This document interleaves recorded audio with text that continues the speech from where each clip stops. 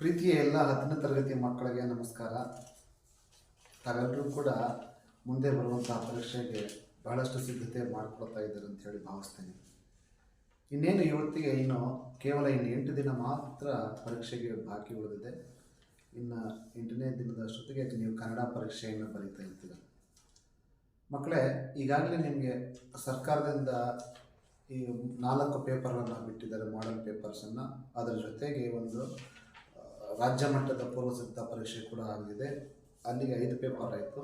ಇನ್ನೊಂದು ಪೇಪರನ್ನು ಕೊಟ್ಟಿದ್ದಾರೆ, ಅಂತಿಮ ಅಭ್ಯಾಸ ಪತ್ರಿಕೆ ಮಾರ್ಚ್ 25, 2025 ಅಂತೇಳಿ. ಈ ಪತ್ರಿಕೆಯನ್ನು ಕೂಡ ನಾನು ಈ ವಿಡಿಯೋದಲ್ಲಿ ನಿಮಗೆ ವಿವರಣೆಯನ್ನು ಅಥವಾ ವಿಶ್ಲೇಷಣೆಯನ್ನು ಮಾಡಿದ್ದೇನೆ, ಉತ್ತರಗಳ ಸಹಿತ. ಇದು ಕೂಡ ನಿಮಗೆ ಉಪಯುಕ್ತ ಆಗ್ತದೆ ಅಂತೇಳಿ ಭಾವಿಸ್ತೇನೆ. ಈ ವಿಡಿಯೋವನ್ನು ಕೊನೆವರೆಗೂ ನೋಡಿ. ನಿಮಗೆ ಉಪಯುಕ್ತವಾದಲ್ಲಿ ನಿಮ್ಮ ಮಿತ್ರರಿಗೆ ಹಂಚಿಕೊಳ್ಳಿ, ಹಾಗೂ ಒಂದು ಲೈಕನ್ನು ಮಾಡಿ. ಮತ್ತು ಇದುವರೆಗೂ ಸಬ್ಸ್ಕ್ರೈಬ್ ಆಗಿಲ್ಲ ಅಂದರೆ ದಯವಿಟ್ಟು ಸಬ್ಸ್ಕ್ರೈಬ್ ಮಾಡಿಕೊಳ್ಳಿ ಅಂತ ಹೇಳ್ತಾ ಇದ್ದೀನಿ. ಹಾಗೆ ನನ್ನ ಫೇಸ್ಬುಕ್ ಪೇಜನ್ನು ಕೂಡ ಫಾಲೋ ಮಾಡಿ. ಧನ್ಯವಾದಗಳು. ಬನ್ನಿ ವಿಡಿಯೋಗೆ ಹೋಗೋಣ. SSLC ಅಂತಿಮ ಅಭ್ಯಾಸ ಪತ್ರಿಕೆ ಮಾರ್ಚ್ 2025. ಇದು ಅಂತಿಮ ಅಭ್ಯಾಸ ಪತ್ರಿಕೆ ಎಂದು ನೀಡಲಾಗಿದೆ. ಪ್ರಥಮ ಭಾಷೆ ಕನ್ನಡ. ಕೆಳಗಿನ ಪ್ರಶ್ನೆಗಳಿಗೆ ಅಥವಾ ಅಪೂರ್ಣ ಹೇಳಿಕೆಗಳಿಗೆ 4 ಆಯ್ಕೆಗಳನ್ನು ನೀಡಲಾಗಿದೆ. ಅವುಗಳಲ್ಲಿ ಸೂಕ್ತವಾದ ಉತ್ತರವನ್ನು ಆರಿಸಿ ಕ್ರಮಾಕ್ಷರದೊಂದಿಗೆ ಬರೆಯಿರಿ. ಸುರಾಸುರ ಪದವು ಈ ಸಂಧಿಗೆ ಉದಾಹರಣೆ. ಗುಣಸಂಧಿ, ವೃದ್ಧಿಸಂಧಿ, ಎಂಡ್ಸಂಧಿ, ಸವರ್ಣದೀರ್ಘ ಸಂಧಿ. ಸುರ ಪ್ಲಸ್ ಅಸುರ. ಇಲ್ಲಿ ಅ ಅಕ್ಷರಗಳು ಸವರ್ಣಗಳು ಬಂದಿರುವ ಕಾರಣ ಇಲ್ಲಿ ಸರಿಯಾದ ಉತ್ತರ ಸವರ್ಣ ದೀರ್ಘ ಸಂಧಿ. ದ್ವಿಗು ಸಮಾಸಕ್ಕೆ ಉದಾಹರಣೆಯಾದ ಪದ. ಹೆಜ್ಜೇನು, ಮೂಗಾವುದ, ಮೋಸ ಮಾಡು, ಮುಕ್ಕಣ್ಣ. ದ್ವಿಗು ಸಮಾಸ ಅಂತಂದರೆ ಒಂದು ಸಂಖ್ಯೆ ಇದ್ದು ಇನ್ನೊಂದು ನಾಮಪದ ಆಗಿರುವಂಥದ್ದು. ಈ ರೀತಿ ಇದ್ದರೆ ಅದನ್ನು ದ್ವಿಗು ಸಮಾಸ ಅಂತ ಕರಿತೀವಿ. ಇದು ಸರಿಯಾದ ಉತ್ತರ 3 ಪ್ಲಸ್ ಗಾವುದ, ಮೂಗಾವುದ ಎಂಬುದು ಸರಿಯಾದ ಉತ್ತರ. ಮೂರನೇದು, ಒಂದು ಅಭಿಪ್ರಾಯದ ವಿವರಣೆ ಮುಂದೆ ತಿಳಿಸಿದಂತೆ ಇದೆ ಎಂದು ತೋರಿಸುವ ಸಂದರ್ಭದಲ್ಲಿ ಈ ಲೇಖನ ಚಿಹ್ನೆಯನ್ನು ಬಳಸುತ್ತಾರೆ. ಆವರಣ, ಉದ್ಧರಣ, ವಾಕ್ಯವೇಷ್ಟನ, ವಿವರಣ. ಇಲ್ಲಿ ಈ ಹೇಳಿಕೆಯಲ್ಲೇ ಇರ್ತದೆ ವಿವರಣೆ ಮುಂದೆ ತಿಳಿಸಿದಂತೆ ಇದೆ ಎಂದು.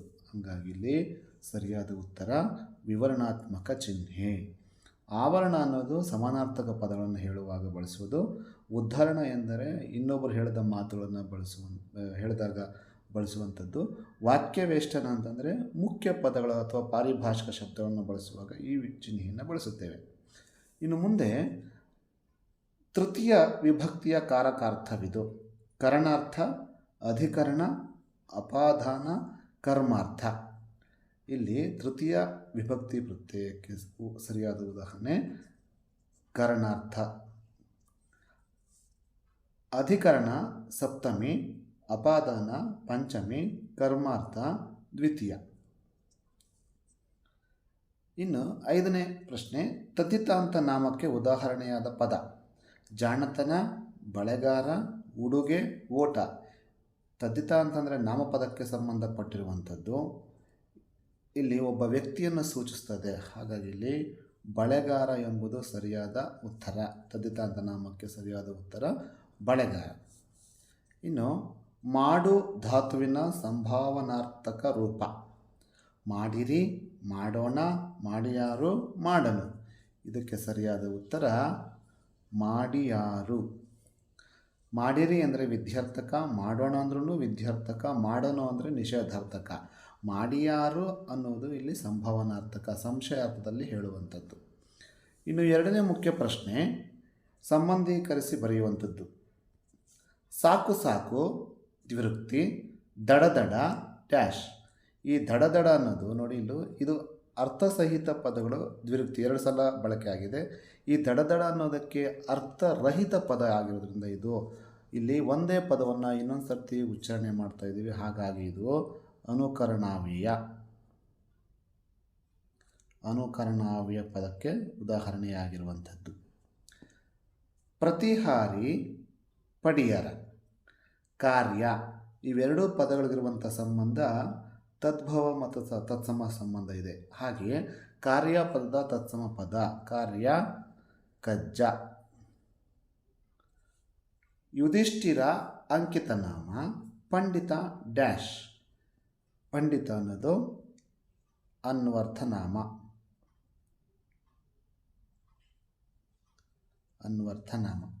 ಅಲ್ಪ ಪ್ರಾಣಾಕ್ಷರಗಳು 10, ಅನುನಾಸಿಕ ಅಕ್ಷರಗಳು ಎಷ್ಟು ಇದೆ ಅಂತೇಳಿ ಕೇಳ್ತಾ ಇದ್ದಾರೆ. ಇಲ್ಲಿ ಅನುನಾಸಿಕ ಅಕ್ಷರಗಳು ಅಂದರೆ ಮೂಗಿನ ಸಹಾಯದಿಂದ ಉಚ್ಚರಿಸುವಂಥ ಅಕ್ಷರಗಳನ್ನು ಅನುನಾಸಿಕ ಅಕ್ಷರಗಳು ಅಂತ ಕರಿತೀವಿ. ಅದು ಒಟ್ಟು 5 ಅಕ್ಷರಗಳು. ಮುಂದೆ ಒಂದು ವಾಕ್ಯದಲ್ಲಿ ಉತ್ತರ ಬರೆಯುವಂಥದ್ದು. ಆಂಗ್ಲ ಸಾಮ್ರಾಜ್ಯದ ವೈಭವ ಕಂಡುಬರುವ ಓಣಿ ಯಾವುದು? ಆಂಗ್ಲರ ಸಾಮ್ರಾಜ್ಯದ ವೈಭವ ಕಂಡುಬರುವಂತಹ ಓಣಿ ಚೇರಿಂಗ್ ಕ್ರಾಸ್ ಅನ್ನೋ ಕಡೆ ಆಂಗ್ಲರ ಸಾಮ್ರಾಜ್ಯದ ವೈಭವ ಕಂಡುಬರುವಂಥದ್ದು. ಶಿವಾನುಭವ ಶಬ್ದಕೋಶ ಕೃತಿ ಬರೆದವರು ಯಾರು? ಶಿವಾನುಭವ ಶಬ್ದಕೋಶ ಪುಸ್ತಕ ಬರೆದಂಥವರು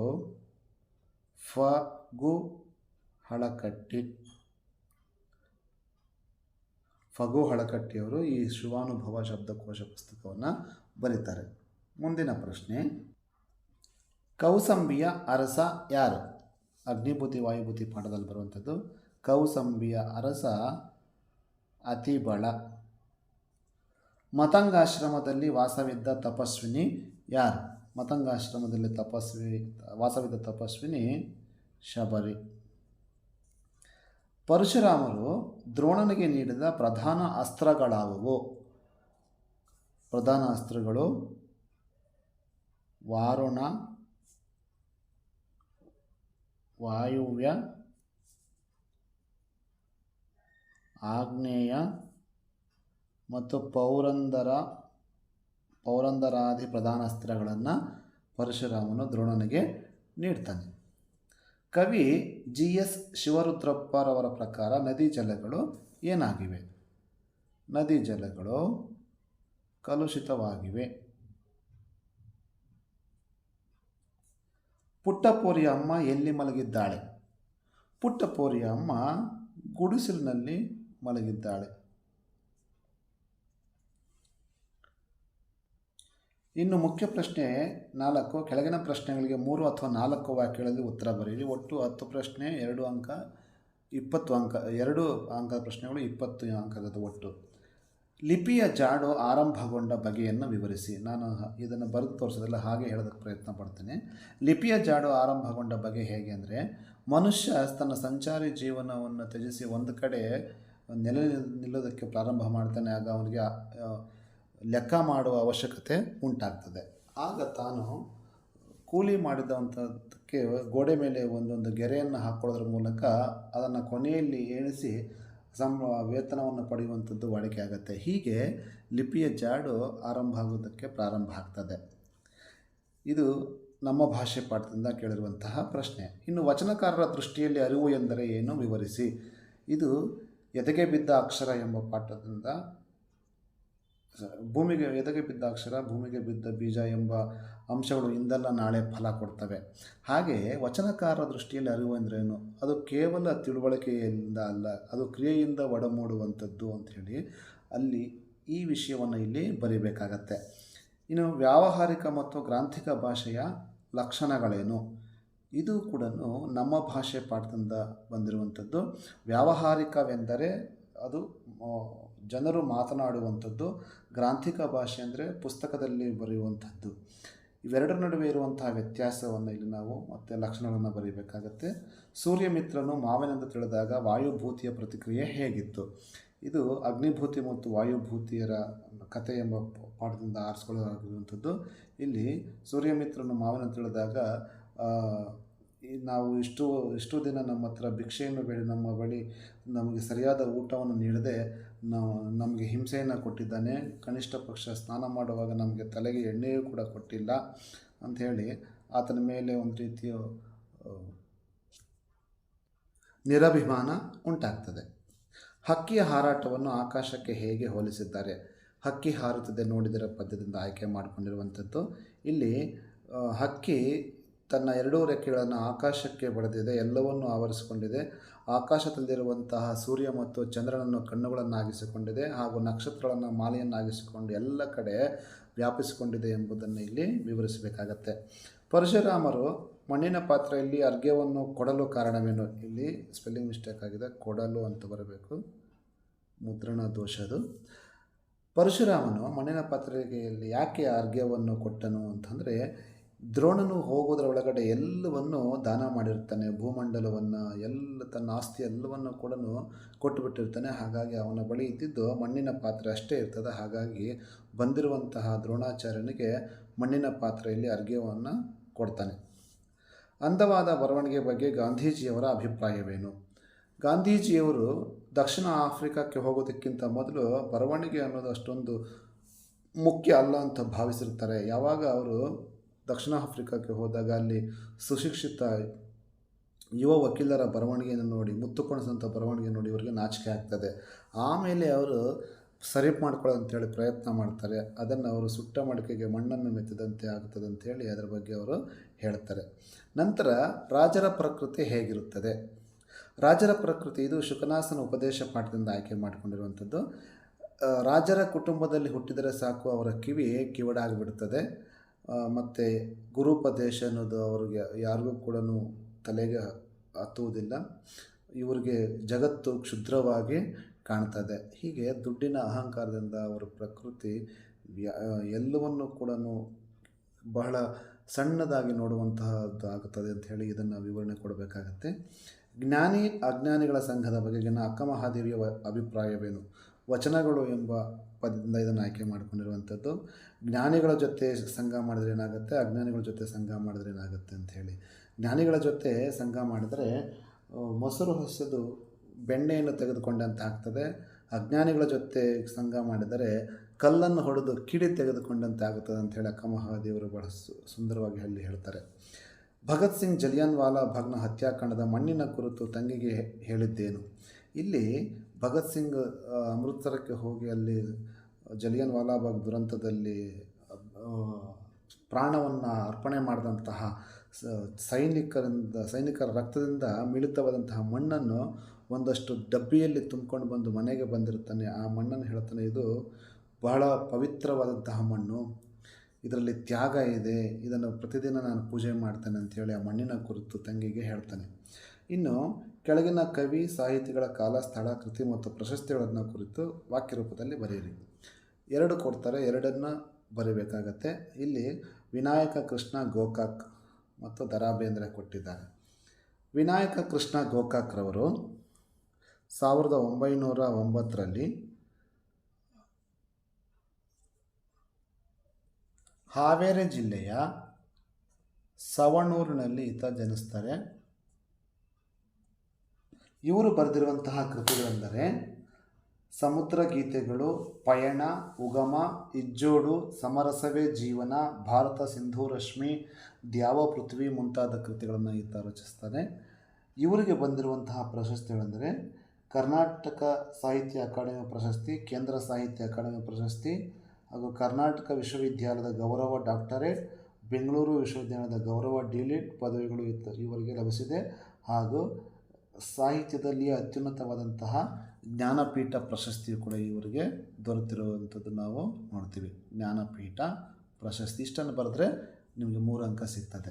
ಇನ್ನು ದ.ರಾ ಬೇಂದ್ರೆ 1896ರಲ್ಲಿ ಧಾರವಾಡದಲ್ಲಿ ಜನಿಸುತ್ತಾರೆ.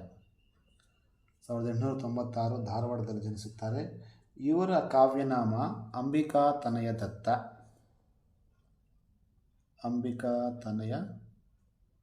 ದತ್ತ. ಇವರು ಬರೆದಿರುವಂತಹ ಕೃತಿಗಳೆಂದರೆ ಗರಿ, ಕೃಷ್ಣಕುಮಾರಿ, ಉಯ್ಯಾಲೆ, ಸಖಿಗೀತ, ನಾದಲೀಲೆ, ಮೇಘದೂತ, ಗಂಗಾವತರಣ, ಸೂರ್ಯಪಾನ, ನಗೆಯ ಹೊಗೆ, ಸಾಹಿತ್ಯದ ವಿರಾಟ್ ಸ್ವರೂಪ್ ಮುಂತಾದ ಕೃತಿಗಳನ್ನು ಇವರು ರಚಿಸಿದ್ದಾರೆ. ಇವರಿಗೆ ಕೇಂದ್ರ ಸಾಹಿತ್ಯ ಅಕಾಡೆಮಿ ಪ್ರಶಸ್ತಿ ಹಾಗೂ ಭಾರತೀಯ ಜ್ಞಾನಪೀಠ ಪ್ರಶಸ್ತಿ ಹಾಗೂ ಪದ್ಮಶ್ರೀ ಪುರಸ್ಕಾರ ಹಾಗೂ ಹಲವು ವಿಶ್ವವಿದ್ಯಾಲಯಗಳಿಂದ ಗೌರವ ಡಾಕ್ಟರೇಟ್ ಮತ್ತು ಗೌರವ ಡಿಲಿಟ್ ಪದವಿಗಳನ್ನು ಪಡ್ಕೊಂಡಿರುವಂಥದ್ದು ನಾವು ಗಮನಿಸ್ತೇವೆ. ಇದಿಷ್ಟು ದ ರಾ ಬೇಂದ್ರೆಯವರ ಪರಿಚಯ. ಇನ್ನು ಮುಂದೆ ಪ್ರಸ್ತಾರ ಹಾಕಿ ಗಣ ವಿಂಗಡಿಸಿ ಛಂದಸ್ಸಿನ ಹೆಸರನ್ನು ಬರೆಯಿರಿ. ಇಲ್ಲಿ 2 ಸಾಲು ಕೊಟ್ಟಿದ್ದಾರೆ. ಮಕ್ಕಳ ಗಮನಿಸಿ, 2 ಸಾಲು ಕೊಟ್ಟಿದ್ದಾರೆ ಅಂದರೆ ನೀವು ಕಣ್ಣು ಮುಚ್ಚಿಕೊಂಡು ಛಂದಸ್ಸಿನ ಹೆಸರನ್ನು ಬರಿಬೋದು. ಅದು ಕಂದ ಪದ್ಯ ಎಂದು. ಮತ್ತು ಇದಕ್ಕೆ ಲಘು ಗುರುವನ್ನು ಗುರುತಿಸಬೇಕು. ಅನುಸ್ವರ ಇಂದ ಕೂಡಿದೆ ಗುರು, ಮತ್ತು ಇಲ್ಲಿ ಅನುಸ್ವರ ಇದೆ ಗುರು. ಬ ಲಘು, ಒತ್ತಕ್ಷರದ ಇಂದನಾಕ್ಷರ ಮತ್ತು ದೀರ್ಘಾಕ್ಷರ ಗುರು, ಲಘು ಲಘು ಲಘು ಗುರು. ಇದು ಒತ್ತಕ್ಷರದ ಇಂದನಾಕ್ಷರನೂ ಆಗಿದೆ ಮತ್ತು ಅನುಸ್ವರದಿಂದ ಕೂಡಿದ ಅಕ್ಷರ ಆಗಿದೆ. ಇಲ್ಲಿ ಅನುಸ್ವರದಿಂದ ಮತ್ತು ದೀರ್ಘಾಕ್ಷರ ಎರಡೂ ಇದೆ. ಹಾಗಾಗಿ ಗುರು, ಲಘು ಲಘು ದೀರ್ಘಾಕ್ಷರ ಮತ್ತು ಅನುಸ್ವರ ಮತ್ತು ಒತ್ತಕ್ಷರದ ಇಂದನಾಕ್ಷರ. ಇಲ್ಲಿ ದೀರ್ಘಾಕ್ಷರ ಲಘು ಅನುಸ್ವರ, ಲಘು ದೀರ್ಘಾಕ್ಷರ ಅನುಸ್ವರ, ಒತ್ತಕ್ಷರದ ಇಂದನಾಕ್ಷರ ಹಾಗೂ ದೀರ್ಘಾಕ್ಷರ, ಲಘು ಲಘು ದೀರ್ಘಾಕ್ಷರ ಆಗಿರೋದ್ರಿಂದ ಗುರು. ಈಗ ಕಂದ ಪದ್ಯ ಆಗಿರೋದ್ರಿಂದ ಇದು 4 ಮಾತ್ರೆಗಳಿಗೆ ಒಂದು ಭಾಗ ಮಾಡಬೇಕು. 1 2 3 4 4 4 4 4 4 4 4 ಮತ್ತು ಕಂದ ಅಂತ ಬರೀಬೇಕು. ಈ ರೀತಿ ಬರೆದ್ರೆ 3 ಅಂಕ ನಿಮ್ಮದೇ ಆಗುತ್ತೆ. ಭಾಳ ಸುಲಭವಾಗಿ ಅಂಕ ಗಳಿಸ್ಕೊಳ್ಳಬಹುದಂಥ ಒಂದು ಮುಖ್ಯ ಪ್ರಶ್ನೆ ಇದು ಪ್ರಸ್ತಾರ ಹಾಕುವಂಥದ್ದು. ಇದು ಕೂಡ ಅಷ್ಟೇ. ಇನ್ನು ನೆಕ್ಸ್ಟ್ ಬರುವಂಥದ್ದು ಅಲಂಕಾರ. ಶಾನುಭೋಗರ ವದನಾರವಿಂದದಲ್ಲಿ ಮುಗುಳುನಗೆ ಮೂಡಿತು. ಬಹಳ ಸುಲಭವಾಗಿರುವಂತಹ ಅಲಂಕಾರ. ಇಲ್ಲಿ ಉಪಮೇಯ, ಇಲ್ಲಿ ವದನ, ಶಾನುಭೋಗರ ವದನ ಅಥವಾ ವದನ ಅಂತಂದರೆ ಮುಖ. ಉಪಮಾನ ಅರವಿಂದ, ಅರವಿಂದ ಅಂದರೆ ಕಮಲ. ಸಮನ್ವಯ ಹೇಗೆ ಬರೀಬೇಕು ಅಂದರೆ ಇಲ್ಲಿ ಉಪಮೇಯವಾದ ವದನ ಮತ್ತು ಉಪಮಾನವಾದ ಅರವಿಂದ ಇವು ಎರಡರ ನಡುವೆ ಅಭೇದ ಕಲ್ಪನೆ ಮಾಡಲಾಗಿದೆ. ಅಭೇದ ಕಲ್ಪನೆ ಮಾಡಲಾಗಿದೆ. ಆದ್ದರಿಂದ ಇದು ರೂಪಕಲಂಕಾರ. ಬಹಳ ಸುಲಭವಾಗಿ ಬರೆಯಬಹುದು ಸಮನ್ವಯ. ನಾನು ಸಮನ್ವಯದಲ್ಲಿ ಬರೆದಿಲ್ಲ, ಹೇಳ್ತಾ ಇದ್ದೀನಿ. ಉಪಮೇಯವಾದ ವದನ ಮತ್ತು ಉಪಮಾನವಾದ ಅರವಿಂದ ಈ ಎರಡರ ನಡುವೆ ಅಭೇದ ಕಲ್ಪನೆ ಮಾಡಲಾಗಿದೆ. ಆದ್ದರಿಂದ ಇದು ರೂಪಕಾಲಂಕಾರ. ಬಹಳ ಸುಲಭವಾಗಿರುವಂಥದ್ದು. ಇನ್ನು ಕೆಳಗಿನ ಗಾದೆಗಳಲ್ಲಿ ಒಂದನ್ನು ವಿಸ್ತರಿಸಿ ಬರೆಯಿರಿ. ಮಿಂಚಿ ಹೋದ ಕಾರ್ಯಕ್ಕೆ ಚಿಂತಿಸಿ ಫಲವಿಲ್ಲ ಅಥವಾ ತಾಳಿದವನು ಬಾಳಿಯಾನು. ಈಗಾಗಲೇ ನನ್ನ ಯೂಟ್ಯೂಬ್ ಚಾನಲಲ್ಲಿ ಈ ಗಾದೆಗಿಂತ ಮೊದಲು ಹೇಗೆ ಬರೀಬೇಕು ಅಂತ ಹೇಳಿ ಅದನ್ನು ಒಂದು ವಾಕ್ಯವನ್ನು ಹೇಳಿದ್ದೀನಿ. ಅದನ್ನು ಗಮನಿಸ್ಬೋದು. ಇನ್ನೊಂದ್ಸಲ ಇಲ್ಲಿ ಹೇಳ್ತೀನಿ. ಗಾದೆಗಳು ಜನಪದರ ಜೀವನದ ಅನುಭವದ ನುಡಿಮುತ್ತುಗಳು. ಇವು ಚಿಕ್ಕ ಚಿಕ್ಕ ವಾಕ್ಯಗಳಲ್ಲಿ ಹಿರಿದಾದ ಅರ್ಥವನ್ನು ಹೊಂದಿರುತ್ತವೆ. ಗಾದೆಗಳು ವೇದಗಳಿಗೆ ಸಮಾನ. ವೇದ ಸುಳ್ಳಾದರೂ ಗಾದೆ ಸುಳ್ಳಾಗದು. ಅಂತಹ ಸುಪ್ರಸಿದ್ಧ ಗಾದೆಗಳಲ್ಲಿ ನೀವು ಯಾವ ಗಾದೆಯನ್ನು ಬರೀತೀರೋ ಆ ಗಾದೆ ಹೆಸರು ಬರೀಬೇಕು. ಅಂತಹ ಸುಪ್ರಸಿದ್ಧ ಗಾದೆಗಳಲ್ಲಿ ಉದಾಹರಣೆಗೆ ಮಿಂಚು ಹೋದ ಕಾರ್ಯಕ್ಕೆ ಚಿಂತಿಸಿ ಫಲವಿಲ್ಲ ಎಂಬ ಗಾದೆಯೂ ಒಂದಾಗಿದೆ, ಅಥವಾ ತಾಳಿದವನು ಬಾಳಿಯಾನು ಎಂಬ ಗಾದೆಯೂ ಒಂದಾಗಿದೆ ಎಂದು ಬರೀಬೇಕಾಗುತ್ತೆ.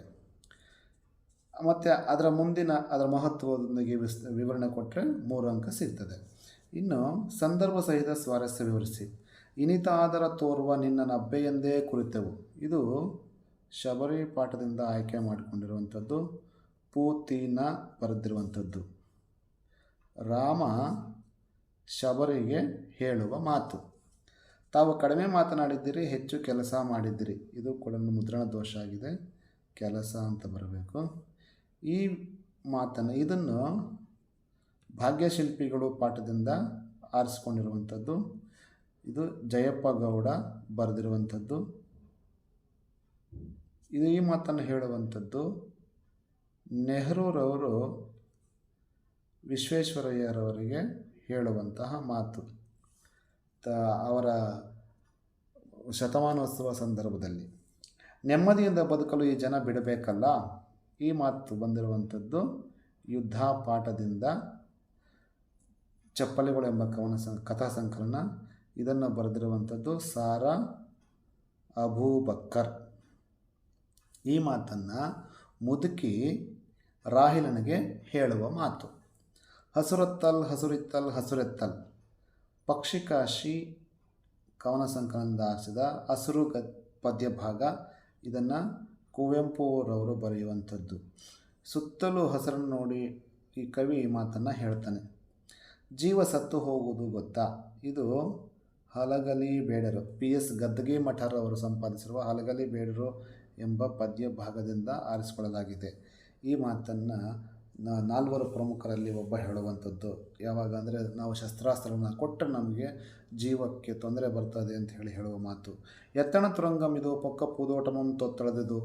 ಇದು ಲಕ್ಷ್ಮೀಶ ಬರೆದಿರುವಂತಹ ಜೈಮಿನಿ ಭಾರತ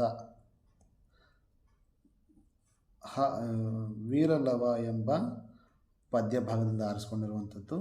ಈ ಮಾತನ್ನು ಲವ ಹೇಳುವಂತಹ ಮಾತು. ಇದು ಕುದುರೆ ವಾಲ್ಮೀಕಿ ಆಶ್ರಮಕ್ಕೆ ಬಂದು ಅಲ್ಲಿರುವಂತಹ ಹೂತೋಟವನ್ನೆಲ್ಲವನ್ನು ತುಳಿದಾಕ್ದಾಗ ಅದನ್ನು ಕಂಡಂತಹ ಲವ ಈ ಮಾತನ್ನು ಹೇಳ್ತಾನೆ.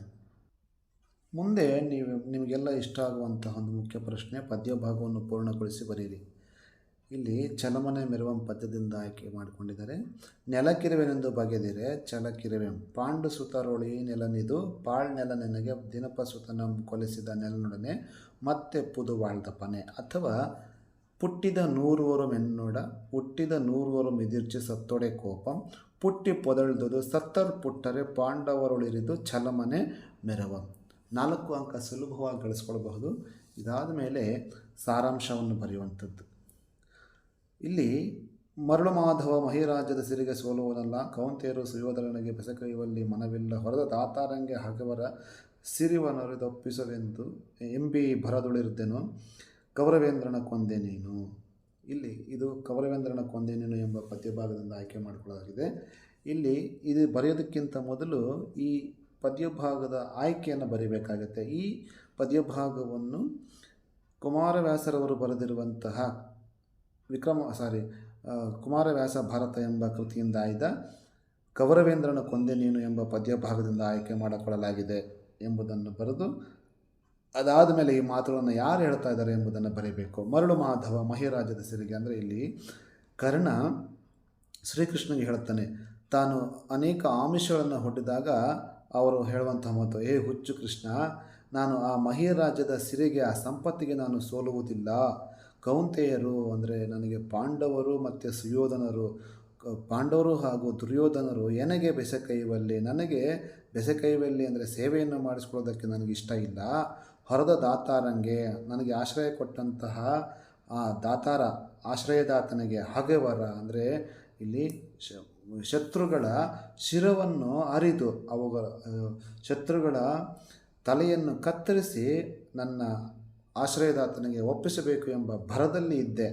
ಆದರೆ ನೀನು ಏನು ಮಾಡಿದೆ ಅಂದರೆ ನನ್ನ ಕೌರವೇಂದ್ರನನ್ನು ಕೊಂದುಬಿಟ್ಟೆ ಎಂದು ಕರ್ಣ ಶ್ರೀಕೃಷ್ಣನಿಗೆ ಹೇಳುವಂತಹ ಮಾತಾಗಿದೆ. ಇಲ್ಲಿರುವಂತಹ ಮೌಲ್ಯ ಏನು ಅಂತಂದರೆ ಕರ್ಣನ ಸ್ವಾಮಿ ನಿಷ್ಠೆ ಹಾಗೂ ಶ್ರೀಕೃಷ್ಣನ ಧರ್ಮ ಪಕ್ಷಪಾತ, ಇವು ಇಲ್ಲಿರುವಂತಹ ಮೌಲ್ಯ. ಇದಾದ ಮೇಲೆ 8 ವಾಕ್ಯದಲ್ಲಿ ಬರೆಯಿರಿ. ಮೂರ್ತಿರಾಯರ ದೃಷ್ಟಿಯಲ್ಲಿ ಹುಲಿಯು ಬೇಟೆಯಾಡುವ ಬಗೆಯನ್ನು ವಿವರಿಸಿ, ಅಥವಾ ಶಾನುಭೋಗರನ್ನು ರಕ್ಷಿಸಿದುದು, ಇದು ಕೂಡ ಮುದ್ರಣ ದೋಷ, ರಕ್ಷಿಸಿದ್ದು ಕೃತಿ ಪುಸ್ತಕವೇ ಹುಲಿಯ ಧರ್ಮವೇ, ಸಮರ್ಥನೆಯೊಂದಿಗೆ ವಿವರಿಸಿ. ಈ ಇಡೀ ಪಾಠದ ಸಾರಾಂಶವನ್ನು ಬರೀಬೇಕು. ಹಾಗೂ ಸಂಕಲ್ಪ ಗೀತೆ ಪದ್ಯವನ್ನು ಇಲ್ಲಿ ಕೊಟ್ಟಿದ್ದಾರೆ. GS ಶಿವರುದ್ರಪ್ಪನವರು ಬರೆದಿರುವಂಥದ್ದು. ಸಂಕಲ್ಪವನ್ನು ಹೇಗೆ ಕೈಗೊಳ್ಳಬೇಕು ಎಂಬುದನ್ನು ಶಿವರುದ್ರಪ್ಪ ಹೇಳ್ತಾರೆ, ಅದರ ಅಭಿಪ್ರಾಯನ ಬರೀಬೇಕು. ಅದಾದ ಮೇಲೆ ಅಪಠಿತ ಗದ್ಯ, ಇಲ್ಲೂ ಕೂಡ ಭಾಳ ಸುಲಭವಾಗಿ 4 ಅಂಕವನ್ನು ಗಳಿಸ್ಕೊಳ್ಬಹುದು. ತಂದೆ ತಾಯಿಯರಿಗೆ ಏಕೆ ಕೃತಜ್ಞರಾಗಿರಬೇಕು? ಇಲ್ಲಿ ನೋಡಿ, ಏಕೆಂದರೆ ಅವರಿಂದಲೇ ನಮಗೆ ಈ ದೇಹ ಬಂದಿದೆ, ಅವರ ರಕ್ತದಿಂದಲೇ ನಾವು ಬೆಳೆದಿದ್ದೇವೆ, ಅವರ ಶ್ರಮ ಧನ ಎಲ್ಲವೂ ನಮ್ಮ ಅಭ್ಯುದಯಕ್ಕೆ ಉಪಯೋಗವಾಗಿದೆ. ಅವರಿಗೆ ಕೃತಜ್ಞರಾಗಿರಬೇಕದು ನಮ್ಮ ಧರ್ಮ. ಇಲ್ಲಿಂದ ಇಲ್ಲಿಗೆ ಇದಕ್ಕೆ ಬರೀಬೇಕಾಗುತ್ತೆ. ಇನ್ನು ಶಿಕ್ಷಣವನ್ನು ಪಡೆಯಬೇಕಾದ ಅಗತ್ಯವೇನು? ಅದಕ್ಕೆ ಉತ್ತರ, ಶಿಕ್ಷಣ ಜೀವನಕ್ಕಾಗಿ ಜೀವನೋಪಾಯಕ್ಕಾಗಿ ಅಲ್ಲ. ಶಿಕ್ಷಣದ ಗುರಿ ಶೀಲ ಸಂವರ್ಧನೆ ಆಗಬೇಕು. ಜೀವನದಲ್ಲಿ ವಿದ್ಯಾಭ್ಯಾಸದ ಅವಧಿ ಅತ್ಯಮೂಲ್ಯವಾದುದು. ಆ ದಿನಗಳಲ್ಲಿ ನಿಜವಾದ ವಿದ್ಯಾರ್ಥಿಯಾಗಿರಬೇಕೇ ಹೊರತು ವಿಷಯಾರ್ಥಿಯಾಗಬಾರದು. ಉನ್ನತ ಭಾವನೆಗಳನ್ನು, ಉತ್ತಮ ವಚನಗಳನ್ನು, ಒಳ್ಳೆಯ ಅಭ್ಯಾಸಗಳನ್ನು ಪಡಿಸಿಕೊಳ್ಳಲು ನಾವು ಶಿಕ್ಷಣವನ್ನು ಪಡೆಯಬೇಕು ಎಂಬುದನ್ನಾಗಿ ಇಲ್ಲಿ ಬರೆಯಬೇಕು. ಶಿಕ್ಷಣವನ್ನು ಪಡೆಯಬೇಕು. ಇಲ್ಲಿಗೆ ಲಾಸ್ಟ್ ಮಾಡಬೇಕಾಗುತ್ತೆ. ಸ್ವಲ್ಪ ಯೋಚನೆ ಮಾಡಿ ಇದನ್ನು ಬರೆಯಬೇಕು. ಇನ್ನು 5 ಅಂಕ ಪಡೆದುಕೊಳ್ಳುವಂತಹ ಒಂದು ಪ್ರಶ್ನೆ. ಪತ್ರ. ನಿಮ್ಮನ್ನು ಬೆಳಗಾವಿ ಜಿಲ್ಲೆಯ ಕಿತ್ತೂರಿನ ಸರ್ಕಾರಿ ಪ್ರೌಢಶಾಲೆಯ ವಿಜಯ ಎಂದು ಭಾವಿಸಿಕೊಂಡು ನಿಮ್ಮೂರಲ್ಲಿ ಶುದ್ಧ ಕುಡಿಯುವ ನೀರಿನ ಘಟಕವನ್ನು ಸ್ಥಾಪಿಸುವಂತೆ ಕೋರಿ ಗ್ರಾಮ ಪಂಚಾಯತ್ ಅಧ್ಯಕ್ಷರಿಗೆ ಒಂದು ಮನವಿ ಪತ್ರ ಬರೀರಿ. ಇಲ್ಲಿ ಇಂದ ಯಾರು ಅಂತಂದರೆ ವಿಜಯದು ಸರ್ಕಾರಿ ಪ್ರೌಢಶಾಲೆ ಕಿತ್ತೂರು. ಆ ಕಿತ್ತೂರು ಬೆಳಗಾವಿ ಜಿಲ್ಲೆಯಲ್ಲಿದೆ. ಇದಿಷ್ಟನ್ನು ಇಂದದಲ್ಲಿ ಬರೀಬೇಕು. ಮತ್ತು ರವರಿಗೆ ಅಧ್ಯಕ್ಷರು ಗ್ರಾಮ ಪಂಚಾಯಿತಿ. ಯಾವೂರು? ಕಿತ್ತೂರಿನ ಗ್ರಾಮ ಪಂಚಾಯಿತಿ ಅಧ್ಯಕ್ಷರು. ಇದಿಷ್ಟಾದಮೇಲೆ ಮಾನ್ಯರೇ ಬರೆದು ವಿಷಯ ಶುದ್ಧ ಕುಡಿಯುವ ನೀರಿನ ಘಟಕವನ್ನು ಸ್ಥಾಪಿಸುವಂತೆ ಕೋರಿ. ಇದಿಷ್ಟನ್ನು ಇಲ್ಲೇ ಇರುತ್ತದೆ, ಅದನ್ನು ನೋಡಿಕೊಂಡು ಬರೀಬೇಕಾಗುತ್ತೆ ವಿಷಯ.